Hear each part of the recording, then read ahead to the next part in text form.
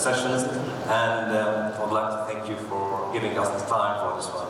So, since morning, as you know, all the sessions coming through our colleagues here, they were speaking about a very important topic, which is the AI today, and the requirements behind that one and how to support it, starting from the cooling itself or the technology and how to support that performance. So it's very obvious today that there are a lot of challenges in the data center field, which started from having keeping the performance and to keep the efficiency of the power. So the direct liquid cooling, I'm coming today is to speak about mainly the direct liquid cooling.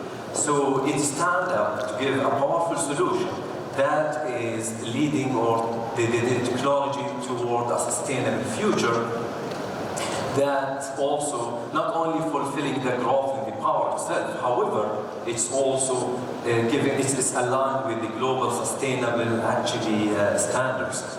And to understand more about how the market currently dealing with the direct liquid cooling in the data centers, so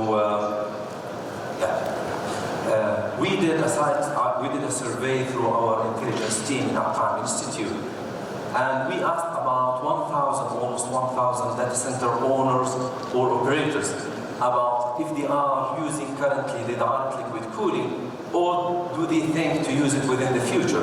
So we found out around 22% they are having the direct liquid cooling as part of their infrastructure, the facility itself, the data center itself, where more than 60% are thinking to have, currently they don't have the direct liquid cooling, but they are thinking to have it within the coming future.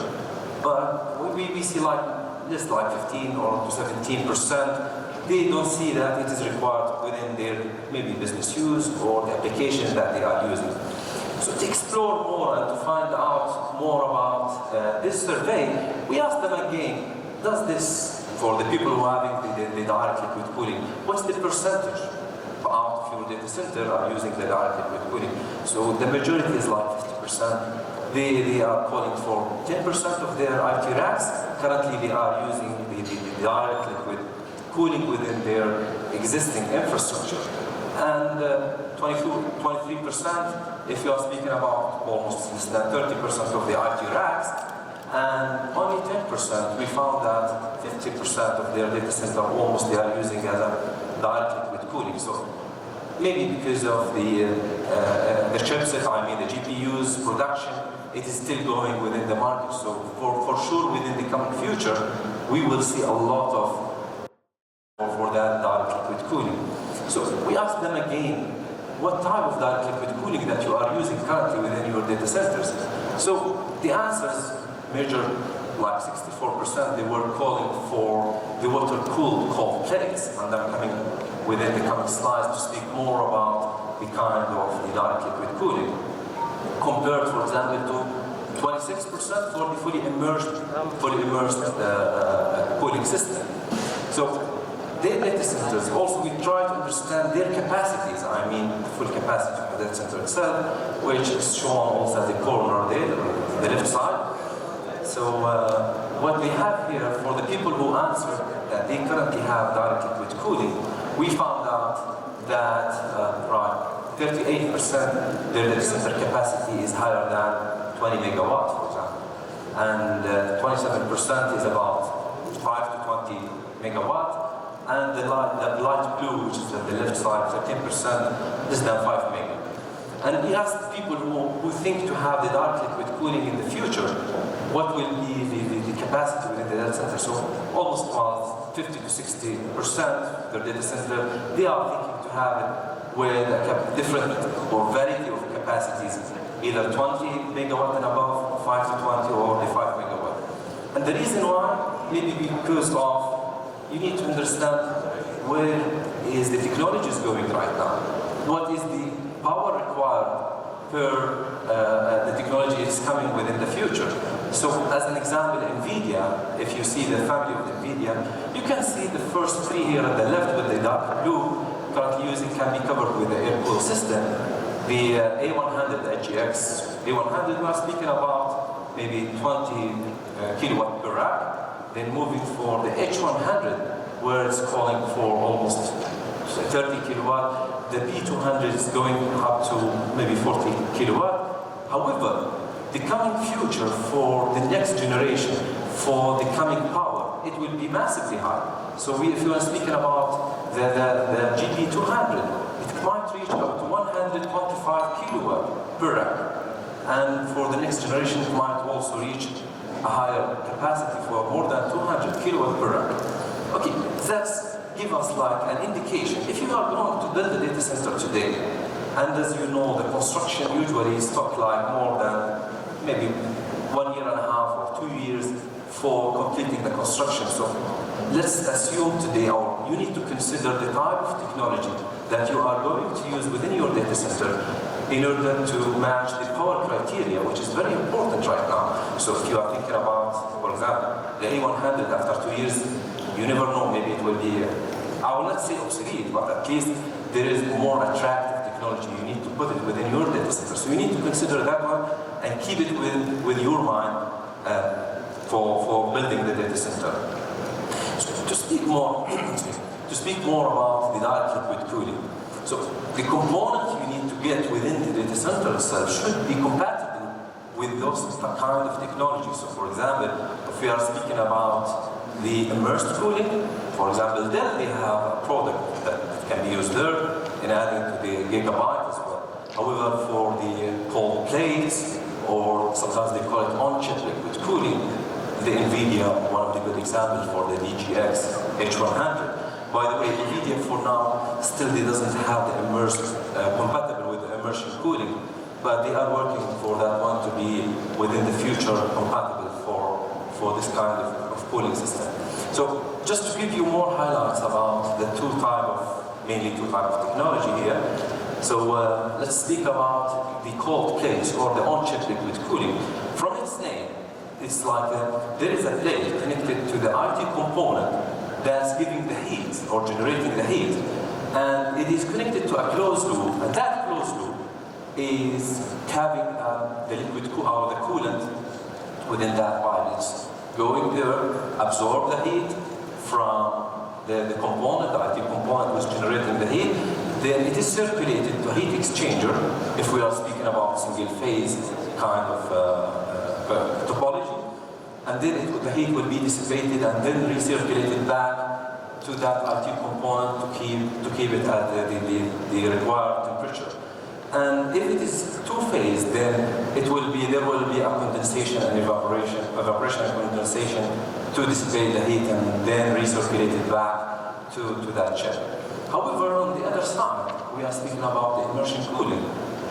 So with the immersion cooling, it's like the IT rack, which is typically, we will say here, tank. We have all the components will be submerged with the liquid coolant, which is thermally conductive. However, electrically, it is not conductive. They call it dielectric liquid coolant, and that one is going to do the coolant for all the components, even if it doesn't have like having the cold plate or doesn't have cold plate. So, for example, the power supply will be immersed there. So that one, there will be like advantages for whole system. It is massively, there are a lot of advantages. So speaking, one of the beauty things that I like it, if you ever work with the data center environment within the IT space, there is a lot of noise because of the fans, because of the server fans going there, but within the direct liquid cooling it will be less noise because it's just kind of water going there. The second thing is the efficiency. When we are speaking about the cold plates, it is directed cooling, so it is going directly to the point where it is generating the heat. And that one will give a higher performance. And end of the day, reducing the PUE, as one colleague before we were speaking about. For the immersion cooling, you are going to immerse all the product within that one, which increase the lifespan of all product. You are giving a comprehensive, consistent cooling for all the components. And as you know, if you give it the good environment, the lifespan will be more. And it's a very good scenario for the immersion cooling if you are going to use very high, like HPC, which is high performance computing, the blockchain mining, for example, and all that kind of solution. It is one of the good scenarios there. And if you are speaking about directed cooling to a specific component, then the cold plate is one of the great results there. So that also will speak more about what design consideration while you are doing your design for the data center. So one of the important thing is having the white space itself, okay? So once you are going to put the space requirement, it's a little bit different than the legacy mechanical system. Currently you will have a tanks, pump, CDUs, heat exchangers. You need to take care about having those components and to keep the space for, let's say, maintenance or replacing that one or doing the services in between. The other point, which is the extra weight, since you have a liquid and you have the pumps, you have heat exchangers, for example, then you need to put it in your consideration that this is an extra weight for the data center floor itself. So you need to make sure that the data center floor can stand these equipment without any failures or any problem. Other than this, the floor plan itself, and we speak about it, like if you're putting the rack for the immersion tanks there, you need to keep enough distances in order to do your maintenance and to do the services within the data center itself. Now, speaking about also selecting the kind of the dielectric coolant, you need to think about it. Is it like this kind of coolant? You need to go through the characteristic, the mechanical characteristic. You need to do the selection. It's not about, I have a coolant, it's working, that's good. However, no, you need to go for all the aspects, because it will either give you more time, like the lifetime for that one, the corrosion issue, the viscosity, the mechanical component, and all of that thing. So other than this, we will speak also, it's a coolant. There's a liquid in the data center, so you need to take care about the leak detection system and how to contain in case there are some failures that is there. You need to take care about it. In addition to the heat exchanger and selecting the right place of the heat exchangers and the CPUs to give you the high performance of projecting the temperature and releasing or dissipating the temperature outside. So, speaking about the efficiency and the sustainability as well. Now, for example, NVIDIA products can accept a higher inlet temperature going to the component or to the technology.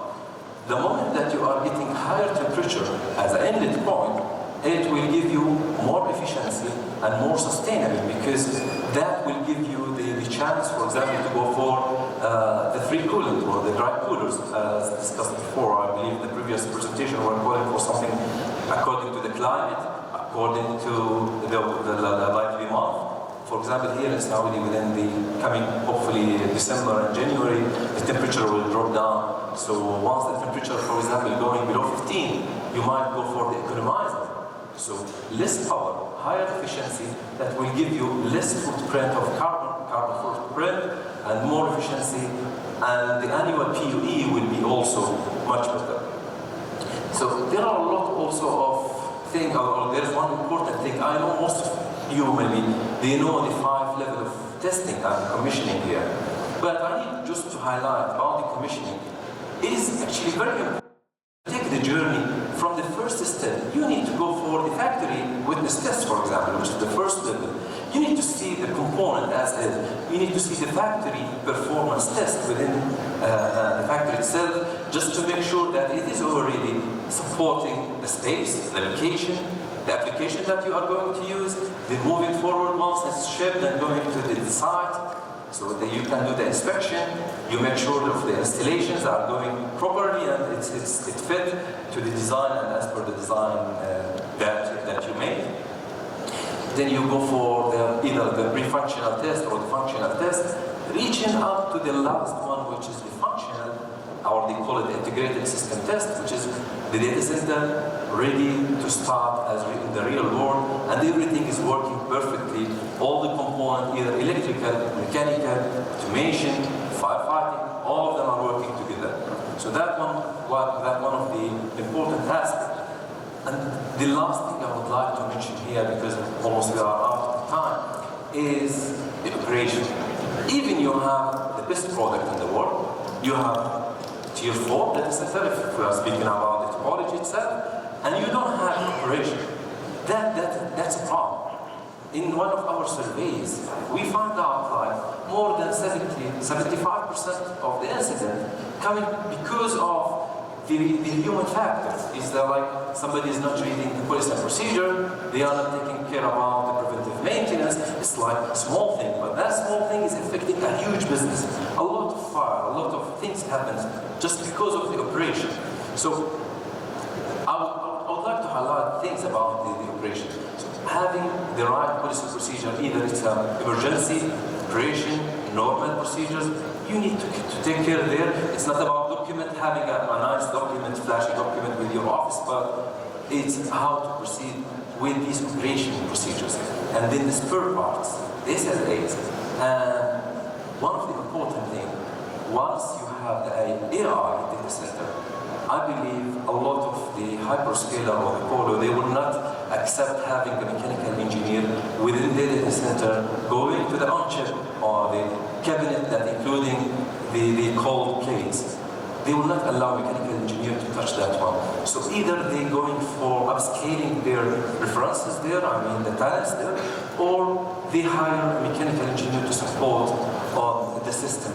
In addition also, as we said, the documentation and other parts and other aspects of the operation. I'm sorry, I'm out of time, so thank you for your time, and I'm ready for any question. I'll be outside. Thank you again.